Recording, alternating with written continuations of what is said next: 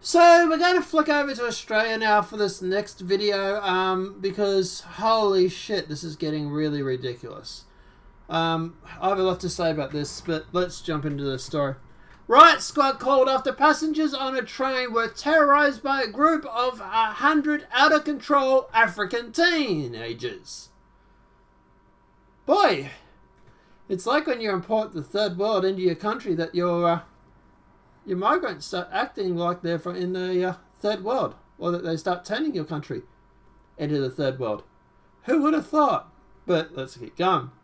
Riot squads are called to disperse violent teenagers after train passengers were terrorised by a group of up to 100 African Australian, why are you calling them African Australian youths?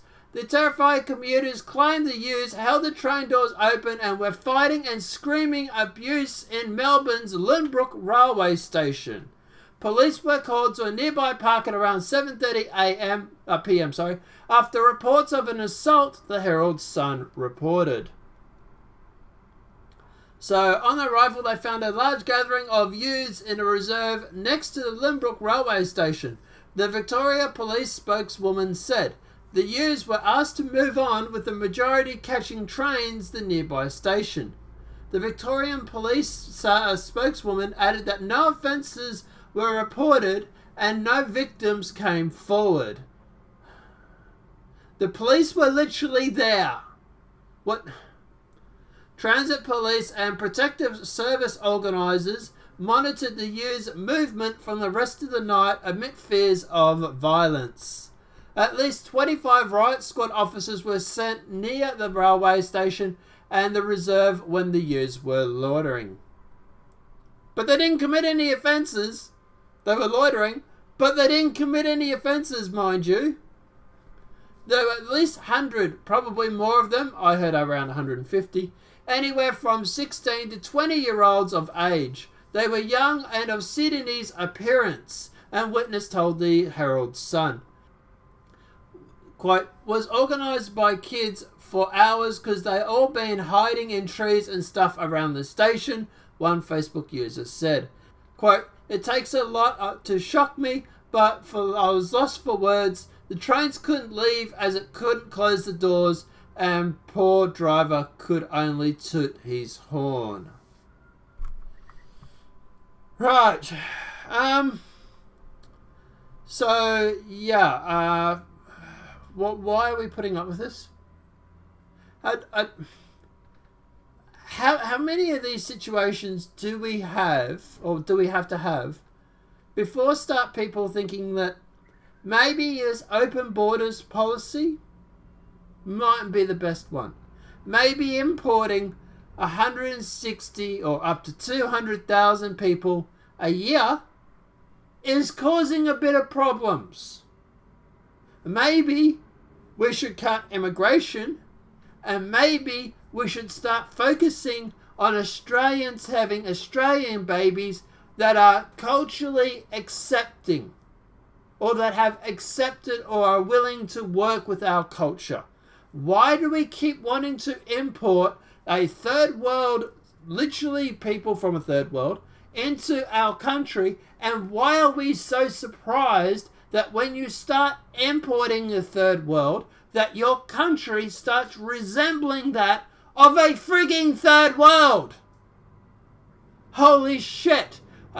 It's not rocket science. It's really not complicated to understand. And people just don't seem to get it. I literally was speaking to someone about this last night.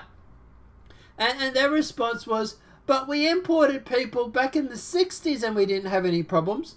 Yes, because we were importing people from Europe and alike. Cultures that were accepting and that fed in and that migrated to Australia and assimilated. All of a sudden, we don't seem to care about that. We seem to care more about our virtual signal and about how we're saving the third world. Well, at this stage, I'm about 5 minutes away from saying, let's put the third world back on a plane and send them all back home. Dalai Lama style. Why are we putting up with this in our country? How much of this do we need to put up with before Australia will turn around and say, this shit is enough. This shit is too far and we're sending you back frigging home. Look, I'm tolerant. I've dated people from mixed race before. I've had partners that were mixed race, yada yada yada. Okay, I'm a liberal. I'm a centrist. That's why I've literally said I'm a centrist. But even this shit makes me want to go frigging alt-right. It really does. What this stuff makes me sit there and think, maybe the alt-right has a point. Maybe at the end of the day, importing a whole bunch of people from a third world into your country doesn't necessarily frigging work. And I'm sorry, let's not terrorize people on a train trying to push this whole multiculturalism jerk off that the government want to frigging push, because at the end of the day, they're simply trying to prop up the banks because the banks have gone through and invested in a housing market. That's why they want migration. Banks invested in housing, 80% or whatever it is of their banking equipment or their banking resources are in housing. And if the housing market crashes, the banks are screwed. So they go through and they keep importing people, because at the end of the day, they don't want the bankers to go bankrupt. Well, maybe not invest 80% of your stock or your capital into a housing market that is volatile at best. Might be the best idea. I don't know. I'm just a dumb YouTuber. But anyway. Guys, let me know what your thoughts are in the comment section below. Does this stuff bug you? Are you getting fed up with this? Do you think it's time that Australia did something? But do we need to elect Pauline Hanson to fucking run the country?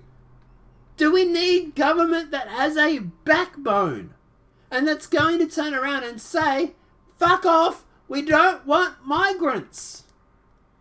I don't know. Should we focus more on importing people that are assimilated with our culture? You know, should we go back to importing people more from Europe? Although Europe at the moment's kind of looking a little bit like a third world too, so maybe we shouldn't do that. I don't know. Let me know what your thoughts are in the comment section below. If this video has been helpful, please smack a like. If you're new to the channel, welcome and subscribe.